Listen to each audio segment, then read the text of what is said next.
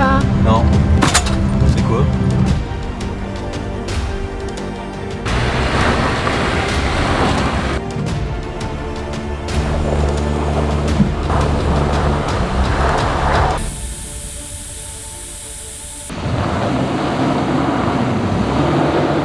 On chie de ouf parce qu'on peut pas faire demi-tour ici. Non. Ah, un peu la merde là.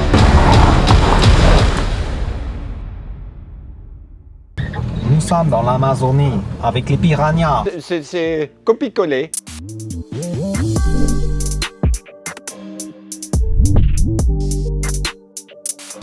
Bon, le chemin est trop compliqué pour nous. On est trop chargé, donc on est trop bas avec le chargement. On se rend vraiment pas compte en vidéo, mais en fait il y a des putains de sillons bien profonds. Donc autant vous dire que là, on est un peu dégoûté, mais on va être obligé de faire demi-tour.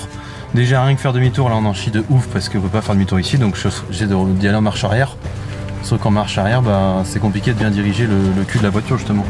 Donc là autant vous dire que c'est un peu de stress quand même. On espère qu'on va réussir à bien rentrer en marche arrière. Puis bah, on vous tient au courant. Voilà, à tout à l'heure.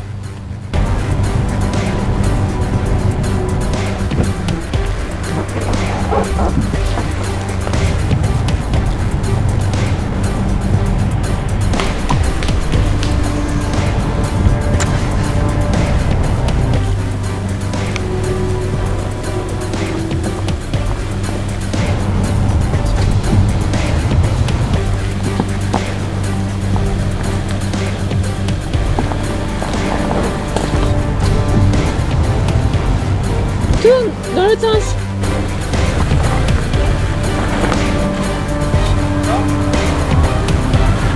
Non, non.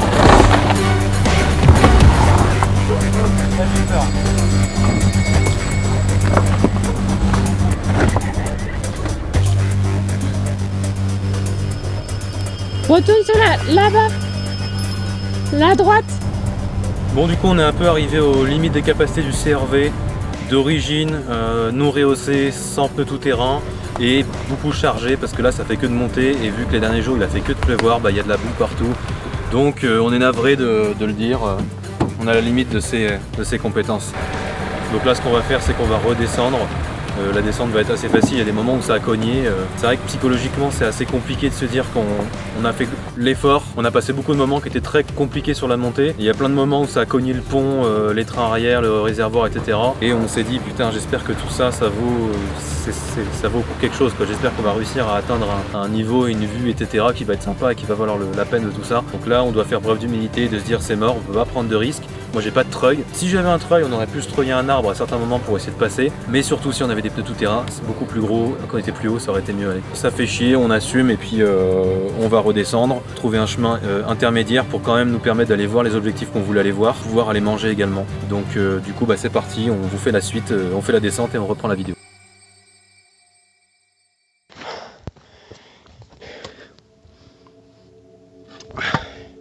J'ai oublié cette putain de pelle. Oh, fait chier. Ah, je m'en suis rendu compte. On était loin en plus. Ah, j'ai essayé de courir dans la montée. Bon, allez, maintenant, faut redescendre. Bon, j'ai bien récupéré la pelle qu'on avait oublié que j'avais oublié tout en haut après avoir descendu tout ça. Là, je suis un petit peu dégoûté parce que, en fait, quand t'es dans le feu de l'action, quand t'es bien emporté par ton truc, bah moi j'appuie à fond quoi, sur la pédale quoi. Je suis hyper pris par le truc et je suis transcendé, j'ai envie absolument d'y aller, de réussir, du coup j'appuie à fond, j'ai les roues qui patinent, tout à l'heure il y avait de la fumée, mais ça on l'a pas vu en vidéo parce que j'étais tellement dans le mal que je pensais pas du tout à filmer, mais on patinait tellement qu'il y avait de la fumée qui sortait du pneu au début, je me suis dit putain c'est du moteur, en fait non c'est juste que les pneus, à force de patiner il y a de la roche en dessous. Changement de direction, autant vous dire que Caroline et moi on en a un peu marre des chemins boueux, alors là ça pour nous on est très heureux, c'est que du gravion donc c'est vraiment parfait. Grâce à Gaia GPS on a pu retrouver du coup un autre itinéraire, on va aller en trace et on va trouver un endroit qui s'appelle comment? Le col de Rouy. Le col de Rouy, d'accord, ok. Donc on va aller là-bas pour aller manger parce que là il est 16h13, avec tout ça on n'a rien mangé. Et de toute façon si on prenait pas ce chemin là, fallait qu'on fasse tout demi-tour, tout ce qu'on a fait. Autant vous dire que ce qu'on a roulé pendant 2 heures, ça fait chier de faire demi-tour maintenant. Donc là on se dirige en direction du col du Mila. C'était pas très loin de notre chemin et c'est à peu près la direction qu'on devait prendre initialement. Et puis une fois arrivé là-haut, on va sortir, je sais pas ce qu'on mange quoi déjà, Speedy? Ah, on a les tupperwares. Ouais, une petite salade. Bon bah ce midi on a rien à cuire, donc on n'a pas besoin de sortir le réchaud ni le truc de gaz. Donc on va uniquement sortir la table peut-être, les chaises, etc. Et puis on va se poser tranquille pour manger. Bah là on y arrive, donc on va vous filmer ça. Hein.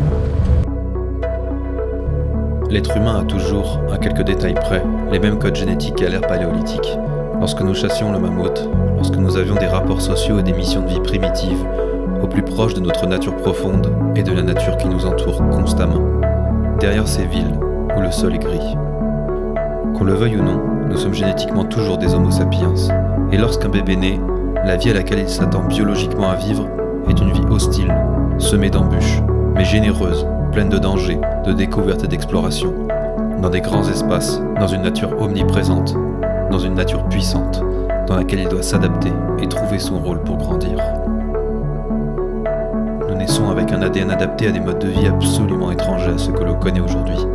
Le divertissement, la distraction, ou encore le simple fait de déléguer l'ensemble de la gestion de son bien-être et de sa condition d'homme à un État. Le tout en échange d'un confort garanti, d'une certaine sécurité. L'homme ne naît pas pour être du bétail à des grands groupes ou des systèmes politiques, nous gavant de produits de divertissement et de distraction pour nous faire acheter, pour nous acheter, et nous faire croire que ces objets nous rendront heureux. Tout ça pour nous détourner du réel, nous détourner de cette nature gratuite, cette nature instable, cette nature qu'on ne peut pas encore rentabiliser.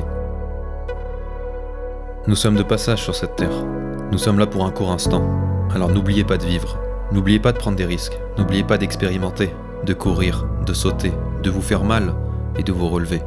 N'oubliez pas d'explorer, d'apporter une dose d'aventure à votre quotidien, une dose d'inconnu, une dose d'imprévu. Il y a une date de début, il y aura une date de fin. Alors entre les deux, n'oubliez pas d'être libre, n'oubliez pas de vivre.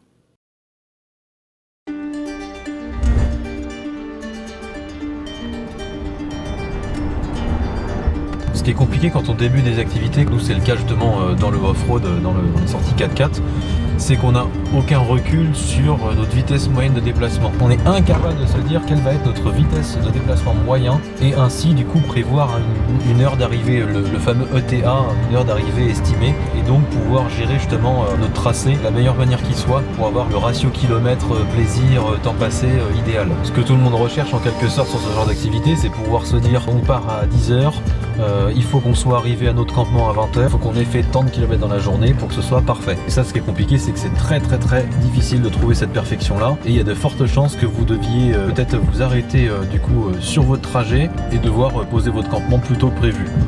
Alors ce qui est bien, c'est qu'en voiture il y a souvent la possibilité de sortir du sentier et ensuite reprendre des départementales, des nationales, etc. pour pouvoir justement rattraper au plus vite possible votre retard et arriver sur votre point de campement le plus vite. Ici on a perdu énormément de temps avec la boue parce qu'on s'embourbait, ça patinait, et en fait on persistait. Surtout ça, le problème, c'est qu'on y tenait vraiment à cet objectif, on voulait vraiment réussir à y arriver. Prévoyez bien vos sorties à l'avance, prévoyez bien votre tracé à l'avance et prévoyez toujours des plans B, des plans de secours, parce que ça se passe pas toujours comme on le souhaite. Et si vous n'avez pas de nourriture sur vous, si vous n'avez pas de sac de couchage, des choses comme ça peut être très compliqué de devoir dormir dans son véhicule. Si en plus vous n'avez plus beaucoup d'essence par exemple et pas de bidon, ça peut être très compliqué.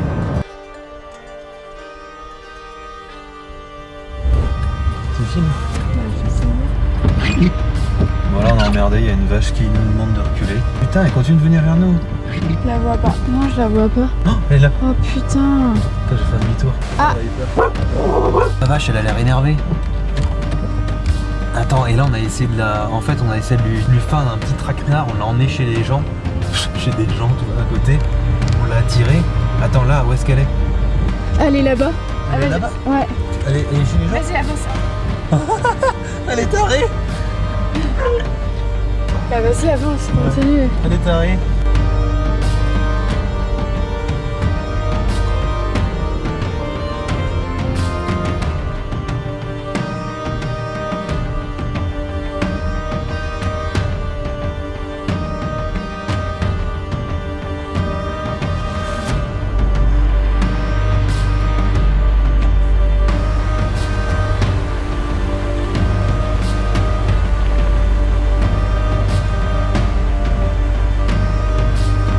Tout juste d'arriver sur notre campement. Ça s'est pas passé exactement comme prévu, comme vous pouvez l'apercevoir, on est dans le véhicule et il pleut. Donc là on est en train justement de poser notre tente et il s'est mis à pleuvoir, donc là on attend dans la voiture qu'il arrête de pleuvoir. Peut-être s'il arrête de pleuvoir, je vais peut-être essayer de faire un petit feu parce qu'on a des brochettes de bœuf. Caroline elle a du boudin noir, c'est ça à manger. Sinon on a toujours notre réchaud à gaz, sinon on peut toujours mettre du réchaud tu vois dans le coffre derrière, manger ça dans la tente, on verra bien. Mais en tout cas il n'y a rien à filmer d'intéressant ce soir, donc on se quitte là et on se retrouve demain matin. Bonne nuit. Morning mist along the highway, and my days don't seem so long. Donc du coup ce matin on s'est réveillé avec l'agréable surprise du décor, parce que quand on est arrivé hier du coup il s'était complètement brumeux et nuageux, donc forcément on voyait pas trop le paysage. Et ce matin ça a été un gros plaisir de se réveiller avec ça devant les yeux et de dormir toute la nuit avec le bruit de la cascade. On a entendu les cloches des vaches, des Never chevaux. get cold when I'm next to you. I'm caught up in the crossfire,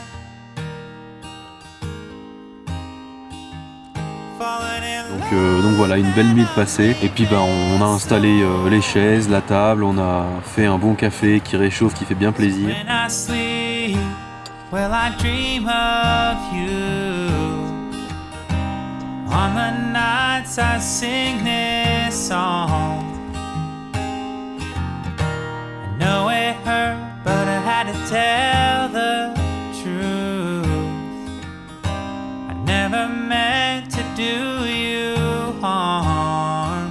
'Cause baby, you're my fire. I never get cold when I'm next to you. Caught up in the crossfire, falling in love and I'm leaving soon. The sea can still be rough,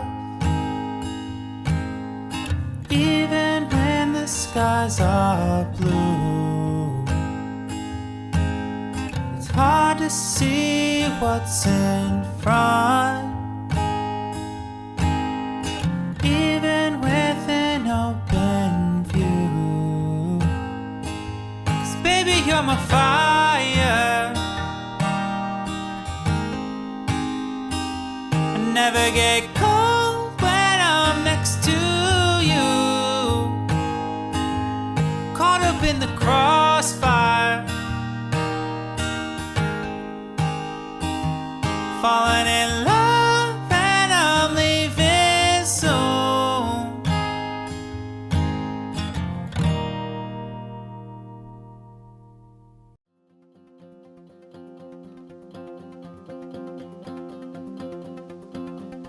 On a bien pris le temps de ranger nos affaires, nettoyer pas mal d'affaires, nettoyer la voiture, etc. Ranger un petit peu l'intérieur, on va dire. Parce que quand vous faites des road trips comme ça, des petites expéditions en voiture, ça devient vite un peu le bordel dedans. Alors après, certains diront que c'est du perfectionnisme ou c'est être maniaque, mais les personnes qui font beaucoup de bivouac, d'expéditions en voiture, de caravaning, etc. vous le diront. Quand tu es tout le temps dans un espace clos, quand ton véhicule est ta maison en quelque sorte, pour quelques jours c'est ta voiture, il n'y a rien de pire que le fait que cet outil-là soit sale. Quand je fais du vélo, que j'ai fait une balade, etc. en gravel, direct après ma sortie, je lave mon vélo, un petit coup d'eau, etc. Un coup d'éponge, un petit coup de microfibre, comme ça c'est nickel. C'est pareil du coup en gravel, c'est pareil avec mon canoë. Dès qu'on fait une sortie, on le nettoie pour qu'il soit toujours prêt et propre et qui donne envie justement d'être utilisé par la suite du fait qu'il soit propre et fonctionnel, en bon état de fonctionnement. Donc là maintenant on est en direction de notre prochain Airbnb qui est à Montauban. Je pense que cette partie-là on va pas forcément la voir ensemble dans le vlog parce que l'idée du vlog c'était de vous faire partager une petite expédition dans les Pyrénées ariégeoises en 4x4. Ça fait une vidéo parfaite à regarder quand vous mangez un midi pour vous changer un petit peu les idées et voir ce qui est possible de faire. Voyager, c'est pas uniquement prendre l'avion, mettre son cul sur un siège, attendre 10 heures et arriver à l'autre bout du monde. En réalité, voyager c'est quelque chose d'important, c'est quelque chose de conséquent. Et aujourd'hui, on a vachement minimisé, on va dire, le voyage. Aujourd'hui, c'est une espèce de défi de vouloir absolument gagner du temps sur tout et vouloir pouvoir aller partout très rapidement et se passer de l'étape du voyage. Et pourtant, c'est sur l'étape du voyage, sur le trajet, qu'il se passe énormément de choses. Et c'est souvent ça, ce trajet, ce chemin dont vous vous souviendrez le plus après ce voyage. Et pas forcément le fait d'aller au point A et au point B, c'est pas forcément le point B qui va plus vous marquer, mais plus le chemin. de se remettre à notre échelle humaine, à notre taille humaine, et de se rendre compte que la Terre est grande. Mais avant de vouloir aller partout, moi j'ai beaucoup voyagé en Asie, j'étais au Népal, en Inde, en Thaïlande, au Laos, etc. Et c'est vrai qu'il y a un moment tu te dis bon, j'ai envie de bouger, j'ai envie de voyager, mais j'ai pas envie d'aller sur un site, prendre un avion, faire tout ça, tous ces bordels, ces visas, ces machins. Et tu te rends compte qu'on a quand même un paysage qui est magnifique en France, avec une nature qui est incroyable. Vraiment, que vous voyez les paysages qu'on voit là, il y a des gens qui savent même pas qu'on a ça en France. C'est pour ça qu'il y a beaucoup de gens qui disent que la France c'est un des plus beaux pays du monde. Et je pense que c'est aussi pour ça que la France est le premier pays touristique au monde. C'est vraiment magnifique. Et malheureusement, quand on voyage un peu dans tous ces petits endroits-là en France, le plus souvent on rencontre des étrangers. Il y a très peu de Français finalement qui voyagent vraiment dans leur terre, dans leur pays. Ou alors c'est des locaux qu'on voit souvent, c'est des gens qui habitent ici et ils nous disent oh, on habite à 30 km, on viendra pour faire des randonnées. Mais moi je connais finalement pas beaucoup de gens qui vivent en ville, en tout cas des gens urbains, qui prennent le temps de prendre leur voiture, faire 8 heures, 9 heures de route. T'es pas obligé de la faire en une fois, tu peux la faire en plusieurs fois, c'est ça qui est génial avec la voiture. Et le fait de voyager, d'avancer avec une échelle à taille humaine, c'est qu'on se rend compte de ce que ça implique de voyager. Réfléchissez à comment est-ce que voyageaient nos ancêtres avec des chevaux. Je pense qu'ils avaient une approche du voyage qui était vraiment tout autre et qui se rendaient compte d'une toute autre manière de ce que ça implique de voyager. Et du coup, ça implique forcément de l'aventure. Et honnêtement, dans le fait d'acheter un billet d'avion, mettre son cul et attendre l'atterrissage, c'est pas vraiment de l'aventure ça. D'y aller étape par étape. Par exemple, nous, pour aller jusque dans les Pyrénées, on aime bien s'arrêter à La Rochelle, on peut s'arrêter au niveau de Royan ou de Bordeaux pour aller voir des amis. Ensuite, au niveau de Agen pour voir l'éleveuse de Kenzo, par exemple. Essayez de faire plusieurs étapes, vous verrez que la route passe beaucoup plus facilement. Et c'est super, c'est là que vous vous rendez compte de tout ce que ça implique de bouger. En tout cas, j'espère que la vidéo vous a plu, j'espère qu'elle vous a diverti au moins. De sortir des sentiers battus, de prendre votre voiture ou si vous, idéalement votre 4x4 si vous en avez un, ou alors même d'acheter un 4x4 pour pouvoir sortir un peu dans la nature, découvrir des endroits qu'on n'a pas l'habitude de voir, même juste à côté de chez vous. Juste du fait que vous avez un véhicule qui n'est pas 4 roues motrices, ça vous empêche de voir pas mal de choses qui sont juste à côté de chez vous.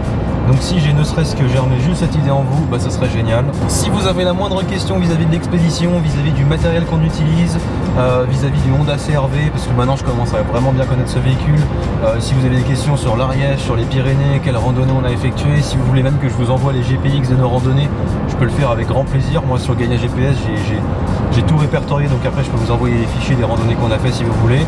Si vous voulez également le tracé qu'on a fait en 4x4, je peux vous l'envoyer également si ça vous intéresse. Comme le disent la plupart des youtubeurs, la majorité des viewers ne sont pas abonnés à la chaîne, donc encore une fois n'hésitez vraiment pas à vous abonner à la chaîne. C'est la meilleure manière de supporter la chaîne et de m'encourager dans la création de contenu et de me rendre compte qu'il y a une audience quand même qui aime ce qu'on fait et qui est intéressée pour qu'on continue à en faire. Je tiens également à remercier JG Motors, donc sur Instagram @JG Motors, qui est le mécanicien qui intervient sur le CR-V, qui nous fait tous les entretiens sur la voiture. Donc on le remercie parce qu'il travaille toujours, son travail est toujours d'une parfaite qualité. On est très satisfait de son travail et on le remercie en tout cas pour toute sa dévotion envers notre projet. Je tiens également à remercier French Bearded qui m'a envoyé gracieusement ce patch que j'ai collé sur le plafond. C'est un gars sur Instagram avec qui c'est toujours un plaisir d'échanger et c'est un grand plaisir du coup d'honorer son patch sur le toit du CR-V.